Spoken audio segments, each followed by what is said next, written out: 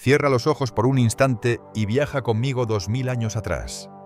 Imagina el contraste, el sol implacable del desierto de Judea, el silencio sepulcral de las cuevas de Qumrán y de repente el aroma a tierra húmeda y el verde infinito de una isla envuelta en niebla. Lo que vas a descubrir hoy podría cambiar todo lo que creías sobre Jesús. ¿Qué llevó a la familia más sagrada de la historia, a los custodios de la pureza esenia, a cruzar el mundo conocido para refugiarse en las misteriosas tierras de Avalon? Muchos creen que la historia de Jesús terminó en una cruz, o que María Magdalena huyó sin rumbo. Pero los antiguos registros de la familia de luz y las memorias grabadas en las piedras de Glastonbury cuentan una verdad mucho más profunda. Una verdad que une a los hijos de la luz con los últimos grandes druidas y con un linaje que no es de sangre, sino de consciencia. Hoy, en Holística, vamos a desenterrar el puente secreto que une el Mar Muerto con el Tor de Glastonbury. Vamos a descubrir por qué Ana, la abuela de Jesús, preparó el camino para una alianza que la historia oficial ha intentado borrar durante siglos. Quédate conmigo, porque al final de este viaje entenderás que Merlín no fue un mito, sino el guardián de una tecnología espiritual que tú, por alguna razón, estás recordando en este preciso momento. El código de los hijos de la luz, los científicos del espíritu. Para comprender por qué Avalon fue el destino final, primero debemos despojar a los esenios de las túnicas religiosas con las que la historia los ha vestido. Imagina, en su lugar, a una comunidad de científicos del alma. Los esenios, o los hijos de la luz, no rezaban para pedir favores. Ellos operaban la realidad a través de la vibración, el ayuno y el estudio de las estrellas. En las cuevas de Qumrán y en las laderas del Monte Carmelo, esta comunidad custodiaba un secreto que el mundo exterior había olvidado: que el cuerpo humano es un templo biológico, capaz de albergar la frecuencia de la fuente original.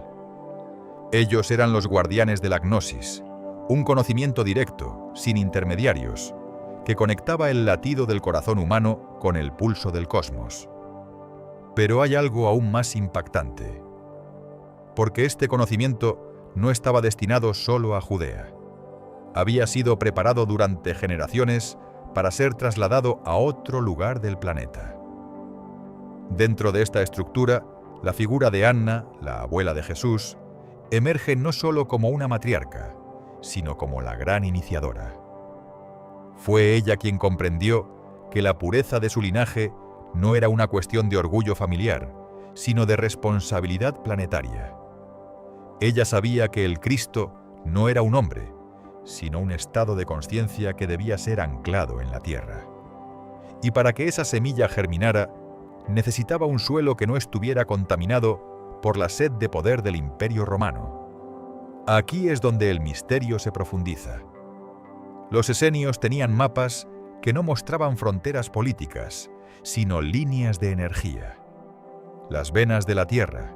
Sus registros hablaban de una isla en el lejano norte, envuelta en brumas y protegida por una orden de sabios que vestían de verde y gris. Los druidas. A menudo nos han enseñado que estas culturas estaban separadas por miles de kilómetros y creencias opuestas. Pero en los niveles más altos de iniciación, los esenios y los druidas se reconocían como la misma hermandad. Ambos veneraban al sol como símbolo de la consciencia divina y a la tierra como el vientre sagrado. José de Arimatea, el pariente de la familia sagrada y un iniciado de alto rango, era el puente físico entre estos dos nodos energéticos. En sus barcos de comercio de estaño, no solo viajaban metales preciosos, viajaban manuscritos, semillas de plantas medicinales y, lo más importante, jóvenes iniciados. Se dice que el propio Yeshua, en sus años de silencio, cruzó las columnas de Hércules para sentarse a los pies de los maestros de Avalon. ¿Qué buscaba un maestro del desierto en las selvas húmedas de Britania? Buscaba la integración. Los esenios dominaban el fuego y el aire, el espíritu y el pensamiento, pero los druidas eran los maestros del agua y la tierra. Para que el mensaje de la familia sagrada fuera completo, debía unir la ley del cielo con la magia de la materia. Pero cuidado, no pienses que este viaje fue sencillo. Fue una misión de infiltración de luz en un territorio que pronto se convertiría en el último bastión de la sabiduría antigua. Mientras Jerusalén se preparaba para la tormenta, Avalon se preparaba para ser el arca que guardaría el tesoro más grande de la humanidad, la frecuencia de la Magdalena y el código de la resurrección. Si sientes que este relato resuena en tus huesos, es porque tu memoria celular recuerda ese viaje. Recuerda el frío del Atlántico y la visión de la colina de Glastonbury emergiendo como una isla de cristal entre las aguas. Pero, ¿qué sucedió exactamente cuando Yeshua y José de Arimatea pisaron por primera vez la tierra de Avalon? Hay un reenganche en esta historia que la arqueología oficial no puede explicar, y tiene que ver con un objeto que aún hoy, según dicen, hace que las aguas de Glastonbury fluyan con el color de la vida. La alianza de los robles, el maestro en el jardín de los druidas. Imaginen por un momento el impacto de este encuentro. En las costas de Cornualles y en los pantanos que entonces rodeaban la isla de Avalon, desembarcan hombres y mujeres de piel curtida por el sol de Judea, vistiendo linos blancos que contrastaban con las pieles y las lanas teñidas de los pueblos del norte. Pero no hubo miedo, solo reconocimiento. ¿Por qué los druidas, conocidos por su hermetismo y su poder sobre la naturaleza, permitieron que un grupo de extranjeros se asentara en su centro más sagrado? La respuesta reside en la ley de la resonancia. Los sumos sacerdotes celtas, los maestros de los alfabetos de los árboles, sabían que la familia de Anna portaba la frecuencia solar. En sus profecías esperaban la llegada de un rey sol o un mago de la luz que unificaría las tradiciones de Oriente y Occidente. Aquí es donde la historia oficial guarda silencio, pero la tradición oral de Glastonbury susurra la verdad. Se dice que el joven Yeshua, junto a su tío José de Arimatea, no solo visitó las minas de estaño, sino que se convirtió en un estudiante de las escuelas de misterios druídicas. En las colinas de Mendip y en las cuevas de cristal bajo el Tor, Jesús aprendió la magia de los elementos, cómo escuchar al espíritu del agua, cómo hablar con el alma de los árboles y cómo canalizar la energía de las líneas ley o venas del dragón que atraviesan la tierra. Pero los esenios no vinieron solo a aprender, vinieron a construir.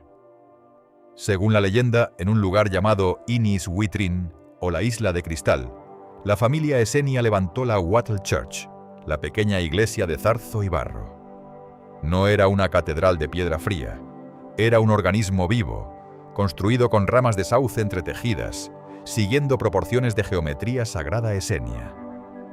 Fue el primer santuario de la nueva era en suelo europeo, dedicado no a un dios lejano, sino a la presencia de la Divina Madre. Esta modesta construcción era en realidad un resonador cuántico. Los esenios sabían que el barro y el mimbre, combinados con la intención pura y el canto, podían sostener una vibración que la piedra rígida a veces bloquea. Allí, entre las brumas de Avalon, Jesús y María Magdalena practicaron los ritos de la unción y la comunión con la naturaleza, fusionando para siempre el ascetismo del desierto con la exuberancia de la vida celta. Sin embargo, hay un detalle que la mayoría pasa por alto. José de Arimatea no solo trajo consigo a su familia, trajo el bastón de luz. Se cuenta que al clavar su báculo en la colina de Weriol Hill, este floreció instantáneamente, convirtiéndose en el famoso espino de Glastonbury. Para la mente lógica, esto es un milagro. Para la mente esenia, es una demostración de biotecnología espiritual, la unión del ADN humano consciente con el reino vegetal. Este bloque nos deja ante una pregunta inquietante. Si Jesús pasó años en Avalon integrando esta sabiduría, ¿cuánto de lo que hoy llamamos cristianismo es en realidad una mezcla pura de gnosis esenia y druidismo original? Pero no te confundas. La paz de este encuentro estaba a punto de ser probada. porque mientras el jardín de Avalon florecía, en Judea se preparaba el evento que obligaría a María Magdalena a regresar a estas islas, ya no como una estudiante, sino como la portadora del secreto más peligroso de la antigüedad, un secreto que Merlín juraría proteger con su propia existencia, el regreso de la rosa y el guardián de las nieblas. El tiempo en Avalon no fluye como en el resto del mundo. Tras los eventos de Judea, la atmósfera en la isla de cristal cambió. Ya no era solo un centro de aprendizaje, se convirtió en un santuario de preservación. La tradición nos cuenta que María Magdalena, la torre de la Gnosis, regresó a estas tierras.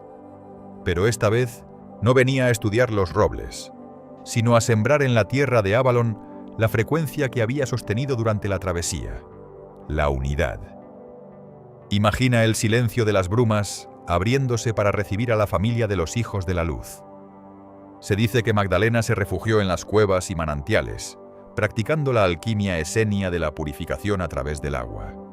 Pero ella sabía que el mundo entraría en una era de olvido. Necesitaba un guardián, alguien que perteneciera a la tierra, pero que entendiera las estrellas.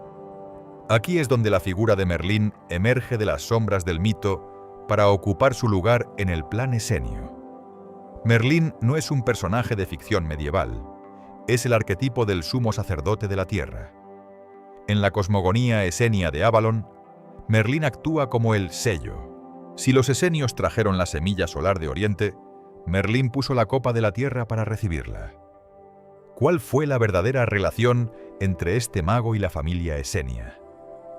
Merlín fue el encargado de codificar el conocimiento de Jesús y María Magdalena en la geometría del paisaje. Él comprendió que la iglesia de Zarzo no debía ser solo un edificio, sino una red de conciencia. Merlín utilizó la ciencia de los druidas, el control de las corrientes telúricas, para esconder la frecuencia esenia dentro de los mitos del rey Arturo y la mesa redonda. La mesa redonda no era un mueble de madera, era una representación del zodíaco y de las 12 tribus de la luz esenia.